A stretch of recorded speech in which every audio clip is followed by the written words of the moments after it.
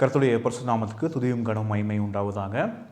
இந்த 2026ஆம் ஆண்டின் 2வது காலாண்டின் 4வது வார வாலிபர் ஓய்நாள் பள்ளிப்பாடத்தை என்னோடு இணைந்து படிக்க வந்திருக்க உங்கள் அனைவரையும் ஆண்டவராகிய இயேசு கிறிஸ்து நாமத்தில் வாழ்த்தி வரவேற்றுக்கொள்கின்றேன். இந்த வார பாடத்தினுடைய தலைப்பு என்ன அப்படின்னா, தட்ஸ் மை ஸ்டோரி, அது என் கதை, அது என் சாட்சி என்ற தலைப்பின் கீழாக நம்ம படிக்க இருக்கின்றோம். வேதாகமத்தில் குறிப்பாக அப்போஸ்தலர் 22ஆம் அதிகாரத்திலிருந்து இந்த வார பாடத்தில் இருக்க சம்பவங்களை நம்ம படிக்க இருக்கின்றோம். இந்த வார பாடத்தினுடைய மரண வசனம் என்ன அப்படின்னா, அப்போஸ்தலர் 22ஆம் அதிகாரம் வசனம் 14லேருந்து 16 முடிய. அப்பொழுது அவன், நம்முடைய முன்னோர்களின் தேவனுடைய திருவுளத்தை நீ அறியவும், நீதிபரரை தரிசிக்கவும், அவருடைய திருவாய் மொழியை கேட்கவும் அவர் உன்னை முன்னமே தெரிந்து கொண்டார். நீ கண்டவைகளையும் கேட்டவைகளையும் குறித்து சகல மனுஷருக்கு முன்பாக அவருக்கு சாட்சியாய் இருப்பாய். இப்பொழுது நீ தாமதிக்கிறது என்ன? நீ எழுந்து கர்த்தருடைய நாமத்தை தொழுது கொண்டு ஞானஸ்நானம் பெற்று உன் பாவங்கள் போக்க கழுவப்படு என்றான். இந்த அப்போஸ்தலர் 22ஆம் அதிகாரத்தில் குறிப்பாக நம்ம யாரை குறித்து பார்க்குறோம் அப்படின்னா, அப்போஸ்தலனாகிய பவுலுடைய வாழ்க்கையினுடைய இறுதி கட்டத்தில் அவர் எப்படிப்பட்ட சூழ்நிலையை மேற்கொண்டார் என்பதை தான் இந்த வார பாடத்தில் நம்ம பார்க்குறோம். நான் ஏற்கனவே சொன்னது போல் இந்த வார பாடத்தினுடைய தலைப்பு தட்ஸ் மை ஸ்டோரி, அது என் கதை என்ற தலைப்பின் கீழாக நம்ம படிக்கணும். ஒவ்வொரு தனி நபருக்குமே அவங்களுடைய வாழ்க்கையில் கண்டிப்பாக ஒரு ஸ்டோரி உண்டு, ஒரு தனிப்பட்ட சம்பவம் இருக்கும். சிலருடைய வாழ்க்கையில் அவங்களுடைய ஸ்டோரி ரொம்ப சக்ஸஸ்ஃபுல்லாக இருக்கும். சிலருடைய வாழ்க்கையில் வழி நிறைந்த கதையை நம்ம கேட்கலாம். சிலருடைய வாழ்க்கையில் தோல்வியான கதையை நம்ம கேட்கலாம். நம்ம உலகத்தில் ஒரு மிகப்பெரிய ஸ்டோரி, உங்களுடைய கதை என்னன்னு கேட்டால், நான் இப்படி பணக்காரன் ஆனேன், நான் இப்படி ஃபேமஸ் ஆனேன் அப்படின்னு சொல்லுவாங்க. பட் ஆனால் கிறிஸ்தவ வாழ்க்கையில் ஒரு கிரேட்டஸ்ட் ஸ்டோரி என்ன அப்படின்னா, how Jesus change my life, அதாவது ஆண்டவராகிய இயேசு கிறிஸ்துவானவர் எப்படி என்னுடைய வாழ்க்கையை மாற்றினார் என்பது தான் மிகப்பெரிய ஒரு சாட்சியாக, ஒரு ஸ்டோரியாக இருக்குது ஒவ்வொரு கிறிஸ்தவனுக்கும். இந்த வார பாடம் குறிப்பாக நம்மளுக்கு எதை நினைவுபடுத்துது அப்படின்னா, மிக வல்லமையான சாட்சி அப்படின்னா ஒரு தனிப்பட்ட நபருடைய அவருடைய தனிப்பட்ட வாழ்க்கையில் நடந்த சம்பவம் தான் இருக்கிறதுலே ஒரு பவர்ஃபுல்லான விட்னஸ் அப்படின்னு சொல்லி நம்ம பார்க்க முடியும். ஏன் அப்படின்னா, ஒரு பெஸ்ட்டான ஆர்கியூமெண்ட்டை காட்டிலும், ஒரு சிறந்த தர்க்கத்தை காட்டிலும், ஒரு மாற்றப்பட்ட வாழ்க்கை என்பது ஒரு மிகப்பெரிய தாக்கத்தை, ஒரு வல்லமையான தாக்கத்தை மற்றவங்களுடைய வாழ்க்கையில், அதை கேட்குறவங்க மத்தியில் ஒரு தாக்கத்தை ஏற்படுத்தும். இந்த அப்போஸ்தலர் 21, 22 மற்றும் 23ஆம் அதிகாரத்தை நம்ம வாசிக்கும் பொழுது, அப்போஸ்தலனாகிய பவுலை மேற்கொள்ளணும், அவர் கொல்லணுன்ற அந்த வெறியோடு இருந்த அந்த கூட்டத்தின் மத்தியில் அவர் என்ன பண்ணுறாரு அப்படின்னா, போய் அவங்களோட அவர் விவாதிக்கலை. அவங்களுடைய ஐடியாலஜி, அவங்களுடைய தியாலஜி, அவங்களுடைய கொள்கையை குறித்து அவர் என்ன பண்ணல அப்படின்னா, அந்த இடத்துல அவங்க கூட போய் சண்டை போடல. அதற்கு பதிலாக அவர் என்ன பண்ணுறாரு அப்படின்னா, அங்கே நின்று அவங்கக்கிட்ட சொல்கிறாரு, ஆண்டவர் என்னுடைய வாழ்க்கையில் என்ன செய்தார் என்பதை நான் உங்களுக்கு சொல்ல போகிறேன் அப்படின்னு சொல்லி அவருடைய வாழ்க்கையின் சம்பவத்தை, அவருடைய வாழ்க்கையின் கதையை அப்போஸ்தலனாகிய பவுல் அந்த இடத்துல சொல்கிறத நம்ம பார்க்க முடியும். முதலாவது நம்ம இந்த வாரத்தில் பார்க்குற காரியம் என்ன அப்படின்னா, மனிதனுக்கு மிக முக்கியமான ஒரு தேவை இருக்குது. அதாவது மனித குலத்தினுடைய மிகப்பெரிய ஒரு தேவை இப்போ என்ன அப்படின்னா, மறுசீரமைக்கப்படுதல், ரெஸ்டோரேஷன். அட்வென்ட் திருச்சபையினுடைய நம்பிக்கையில் 7வது நம்பிக்கை என்ன அப்படின்னா, மனித சாயல், அதாவது மனிதனுடைய தன்மை.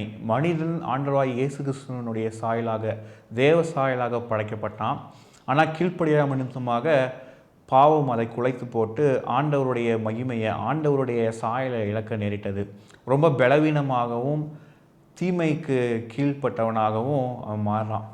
ஆனாலும் கிறிஸ்து இயேசுவை கொண்டு தேவனாகிய கர்த்தர் என்ன பண்ணார் அப்படின்னா, நம்மளோட ரெக்கன்சைல் ஆகி மீண்டுமாக அந்த இழந்து போன சாயலை கொடுப்பதற்கு தேவனானவர் இந்த உலகத்துக்கு வந்தார். அப்போ இப்படிப்பட்ட சம்பவமானது ஏதோ ஒரு ரிலீஜியஸ் இன்ஃபர்மேஷனாக மட்டும் நம்ம காணாதபடி, பார்க்காதபடி, நம்முடைய வாழ்க்கையை மாற்றக்கூடிய, டிரான்ஸ்ஃபார்ம் பண்ணுற ஒரு விஷயமாக நம்ம அதை பார்க்கணும். பாவம் தேவனுடைய சாயலை குலைத்து போட்டது. ஆனால் இயேசு கிறிஸ்துவானவர் மீண்டுமாக அந்த தேவனுடைய சாயலை நம்மளுக்குள்ளாக ரெஸ்டோர் பண்ணுவதற்கு, மறுசீரமைப்பதற்கு இந்த உலகத்துக்கு வந்தார். அப்போ நான் ஆண்டவராக இயேசு கிறிஸ்துவால் ரட்சிக்கப்பட்டேன் என்பது திருச்சபையில் நான் அங்கத்தினராக இருப்பது மட்டுமல்ல, ஆனால் ஒரு டிரான்ஸ்ஃபர்மேட்டிவான ஒரு வாழ்க்கையை வாழ்வது, மாற்றமடைந்த ஒரு வாழ்க்கையை வாழ்வது என்பதாகும். இரண்டாவது, அப்போஸ்தலனாகிய பவுலினுடைய சூழ்நிலையை நம்ம இந்த சம்பவத்தில் பார்க்கும் பொழுது, அவரை கொல்லணும்னு நினைத்த ஆர்ப்பரித்து கொண்டிருந்த அந்த க்ரௌட், அந்த கூட்டம் என்ன ஆச்சு அப்படின்னா திடீர்னு அமைதலாது. அது எப்படி அப்படின்னு நம்ம பார்க்கும் பொழுது, இதற்கு முன்பதாக நம்ம பார்க்க வேண்டிய ஒரு விஷயம் என்ன அப்படின்னா, அப்போஸ்தலனாகிய பவுல் அவருடைய ஆரம்ப காலகட்ட ஊழியத்தை எருசலேமில் தொடங்கினாலும் அங்கே அவருடைய ஊழியம் நிராகரிக்கப்பட்ட நிமித்தமாக புறஜாதி மக்களிடத்தில் அவர் ஊழியம் செய்துவிட்டு அவருடைய ஊழிய பயணத்தை முடித்துட்டு அவர் இறுதியாக மீண்டுமாக எருசலேமுக்கு வராரு. அவருக்கு தெரியும் மீண்டுமாக அந்த இடத்துல நம்ம போனோம், எருசலேமுக்கு போனோம் அப்படின்னா அவருக்கு அந்த இடத்துல உயிருக்கு உத்தரவாதம் இல்லை என்பதையும் அவர் அறிந்திருந்தார். அவர் அந்த இடத்துல கைது செய்வதற்கு யூதர்கள்லாம் ரெடியாக இருக்காங்க, எப்படியாவது ஒரு கொலை செய்யணும் என்பதை அவர் அறிந்திருந்தார். ஆனாலும் அவருடைய தனிப்பட்ட பாதுகாப்பை காட்டிலும் ஆண்டவருடைய ஊழியம் பெரிது என்பதை அவர் உணர்ந்தவராக அந்த இடத்துல மீண்டுமாக அவர் அந்த எருசலேமுக்கு போகிறத நம்ம பார்க்குறோம். அப்போ அந்த நேரத்தில் நினைத்தது போலவே ஒரு மிகப்பெரிய கூட்டத்தை இந்த யூத குருமார்கள் கூட்டுறாங்க. அப்போ அங்கே இருக்க மக்கள் எல்லாம் எப்படியாவது இந்த பவுலை நம்ம கொலை செய்யணும் அப்படின்னு சொல்லி அவங்க வகை தேடுறாங்க. அப்போ அவருக்கு ஒரு சந்தர்ப்பம் கிடைக்குது. அந்த இடத்துல நின்று அந்த மக்களிடத்தில் பேசுவதற்கு அப்போஸ்தலனாகிய பவுலுக்கு ஒரு சந்தர்ப்பம் கிடைக்குது. அதை அவர் பயன்படுத்துகிறாரு. அப்போ அந்த இடத்துல அவர் என்ன பண்ணுறாரு, அந்த இடத்துல அவர் என்ன பண்ணல அப்படின்னா அவங்களோட போய் தர்க்கிக்கலை, ஆர்கியூ பண்ணலை, இல்லை அவங்கள இன்சல்ட் பண்ணுற விதத்தில் அவங்கள குற்றப்படுத்தி எதுவும் பேசலை, இல்லை தன்னைத்தானே டிஃபெண்ட் பண்ணத்தக்கதாக பெருமையோடு அவர் எந்த ஒரு வாதத்தையும் அந்த இடத்துல எடுத்து வைக்கல. அதற்கு பதிலாக அவர் என்ன பண்ணுறாரு அப்படின்னா, அங்கே இருக்க மக்களை பார்த்து, சகோதரர்களே நான் சொல்கிற என்னுடைய கதையை நீங்கள் கேளுங்க அப்படின்னு சொல்லி அவருடைய சாட்சியை அந்த இடத்துல அவர் முன்வைக்கிறத நம்ம பார்க்குறோம். அது மட்டும் இல்லாமல் அந்த இடத்துல அவர் எபிரேய பாஷையில் அந்த மக்களுக்கு தெரிந்த அவருடைய இருதயத்தின் பாஷையில் அவர் பேசும்போது அதை கேட்ட எல்லா கூட்டத்தில் இருக்க மக்களும் அமைதலாகிறாங்க. ஏன் அப்படின்னு நம்ம பார்த்தோம் அப்படின்னா, ஒரு இடத்துல நம்ம செய்கிற தர்க்கத்தை காட்டிலும் ஆர்கியூமெண்ட்டை காட்டிலும் நம்ம வைக்கிற தனிப்பட்ட சாட்சி ரொம்ப வல்லமையோடையதாக இருக்குது. இப்போ ஏன் அந்த இடத்துல அந்த மக்கள் அமைதியாக கேட்டாங்க அப்படின்னா, ஏற்கனவே சொன்னது போல் ஆர்கியூமெண்ட்டை காட்டிலும் அந்த இடத்துல டெஸ்டிமனிக்கு, சாட்சிக்கு மிக அதிகமான வல்லமை இருக்குது என்பதை நம்ம பார்க்குறோம். ஏன் அப்படின்னா, ஒரு இடத்துல போய் நம்ம ஆண்டவருடைய கோட்பாடுகளை சொல்லும் போது, அந்த வேதத்தினுடைய சத்தியத்தை எடுத்து நம்ம உரைக்கும் பொழுது கண்டிப்பாக அந்த இடத்துல மக்கள் கேட்கறதுக்கு எதிர்த்து நிற்பாங்க. பட் ஆனால் அப்படிப்பட்ட இடத்துலையும் கூட நம்மளுடைய தனிப்பட்ட அனுபவத்தை, எக்ஸ்பீரியன்ஸை நம்ம பகிர்ந்து கொள்ளும் பொழுது கண்டிப்பாக அங்கே இருக்க மக்கள் அதை ஏற்க மறுக்க மாட்டாங்க. அதை மறுக்கிறதுக்கான வாய்ப்பு அவங்களுக்கு ரொம்ப கம்மியாக இருக்கும். அதே விஷயம்தான் இந்த இடத்துலையும் நடக்கிறத நம்ம பார்க்குறோம். மூன்றாவதாக நம்ம பார்க்கும் பொழுது அவருடைய கதையை அவர் சொல்கிறார். த ஸ்டோரி ஆஃப் டிரான்ஸ்ஃபர்மேஷன், எப்படி சவுலாக இருந்தேன்னா பவுலாக மாறினேன் என்றதுக்கான அந்த ஒரு சாட்சியை அவர் என்ன பண்ணுறாரு அப்படின்னா அந்த மக்கள் மத்தியில் சொல்கிறத பார்க்குறோம். இந்த அப்போஸ்தலர் 22ஆம் அதிகாரத்தில் 3வது வசனத்தை நம்ம வாசிக்கும் பொழுது நம்ம பார்க்க முடியும். அவர் சொல்கிறார், நான் ஒரு வைராக்கியமான ஒரு யூதனாக கபாலியல் இடத்துல நான் ட்ரைனிங் பெற்று நானும் ஒரு பக்தி வைராக்கியமான ஒரு யூதனாக இருந்து திருச்சபையை துன்பப்படுத்தின ஒரு நபர் என்றதை அவங்க முன்னாடி அவர் சொல்கிறாரு.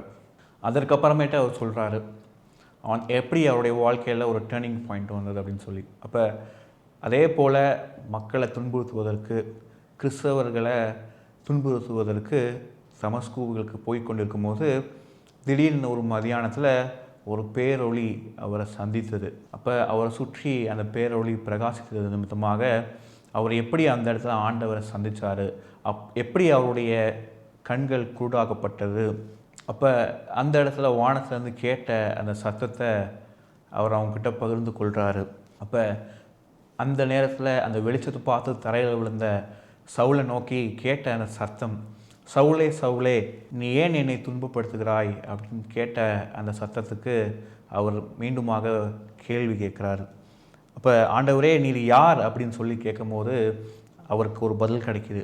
நீ துன்பப்படுத்துகிற நசரேயனாகிய இயேசு நானே அப்படின்னு சொல்லி அந்த இடத்துல அவருக்கான பதில் கிடைக்கிது.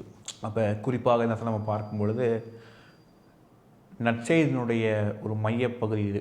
என்ன அப்படின்னா, எங்கெல்லாம் ஆண்டவருடைய பிள்ளைகள் அட்டாக் பண்ணப்படுறாங்களோ அந்த இடத்துல யார் தொடப்படுறா அப்படின்னா ஆண்டவராகிய இயேசு கிறிஸ்துவானவர். 4வது காரியம் இந்த பாடத்தில் நம்ம படிக்கிறது என்ன அப்படின்னா, உண்மையான மனமாற்றம் எதற்கு வழிவகுக்கும் அப்படின்னா கீழ்ப்படிதலுக்கு. இந்த இடத்துல பார்க்கும்பொழுது இதற்கப்புறமாக அப்போஸ்தலனாகிய பவுல் ஒரு முக்கியமான கேள்வி கேட்குறாரு.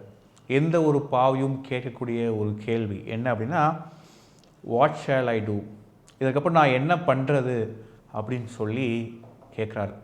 இந்த கேள்வியில் 3 காரியங்கள் நம்ம பார்க்க முடியும். முதலாவது, இந்த கேள்வி எதற்கான கேள்வி அப்படின்னா சரணடைவதற்கான கேள்வி. நான் சரண்டர் ஆகிறேன், நான் என்ன பண்ணணும் அப்படின்னு சொல்லி கேட்குற ஒரு கேள்வி. 2வது, ஒரு சீஷனாக கேட்குற ஒரு கேள்வி. நான் என்ன செய்யணும் ஆண்டவரே சொல்லுங்கள் அப்படின்னு சொல்லி கேட்குற ஒரு கேள்வி.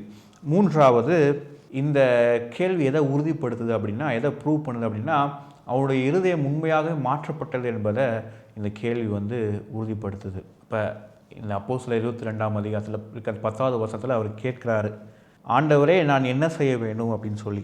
அப்போ அந்த கேள்வியானது இத்தனை அர்த்தத்தோடு உடையதாக இருக்குது நம்ம பார்க்குறோம். அப்போ அந்த இடத்துல ஆண்டவர் பதில் சொல்கிறாரு, நீ என்ன பண்ணு, தமஸ்குவுக்கு போ, அங்கே நான் உனக்கு என்ன செய்யணும் அப்படின்னு சொல்லி சொல்லுவேன் அப்படின்னு சொல்லி சொல்கிறாரு. அப்போ அந்த இடத்துல அனனியா அப்படின்ற ஒரு பக்தியான ஒரு நபரை ஆண்டவர் அங்கே அனுப்புறதை நம்ம பார்க்குறோம். ஒரு திருச்சபை விசுவாசியை ஆண்டவர் அந்த இடத்துல அனுப்புறதை நம்ம பார்க்குறோம். அப்போ அவர் சொல்கிறார், அவர் சொன்ன அந்த வார்த்தையை தான் நம்ம இந்த வார பாடத்தினுடைய மனன வசனமாக நம்ம படிக்கிறோம். 16வது வசனத்தில் நம்ம வாசிக்கிறோம், இப்பொழுது நீ தாமதிக்கிறது என்ன, நீ எழுந்து கர்த்தருடைய நாமத்தை தொழுது கொண்டு ஞானஸ்நானம் பெற்று உன் பாவங்கள் போக்க கழுவப்படு என்றார் அப்படின்னு சொல்லி நம்ம பார்க்குறோம். அப்போ அதுக்கு முன்பதாக 15வது வசனத்தை வாசிக்கும் பொழுது, நீ கண்டவைகளையும் கேட்டவைகளையும் குறித்து சகல மனுஷருக்கு முன்பாக அவருக்கு சாட்சியாய் இருப்பாய் அப்படின்னு சொல்லி சொல்கிறத நம்ம பார்க்குறோம். இந்த வசனம் 3 வல்லமையான உண்மைகளை நம்மளுக்கு உரைக்குது. முதலாவது என்ன அப்படின்னா, ஆண்டவர் தேர்ந்தெடுக்கிற ஒவ்வொரு நபர்களுக்கும் ஆண்டவர் ஒரு நோக்கத்தை, ஒரு பர்பஸை கண்டிப்பாக வைத்திருப்பார். இப்போ இங்கே நம்ம பார்க்கும் பொழுது இந்த சம்பவத்தில் மிக கொடூரமான ஒரு கொலையாளியாக இருந்த ஒரு நபரை கூட ஆண்டவர் அவருடைய கருவியாக அவருடைய ஊழியத்தில் பயன்படுத்த நம்ம பார்க்கிறோம்.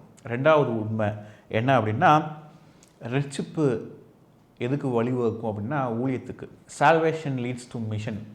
இங்கே ரட்சிப்பு கண்டடைந்த பவுலுக்கு ஆண்டவர் ஒரு ஊழியத்தை கொடுக்கறத நம்ம பார்க்குறோம். அதனால தான் 15வது வசனத்தில் நீ கண்டவைகளையும் கேட்டவைகளையும் குறித்து சகல மனுஷருக்கு முன்பாக அவருக்கு சாட்சியாக இருப்பாய் அப்படின்னு சொல்லி ஆண்டவர் சொல்கிறத நம்ம பார்க்குறோம்.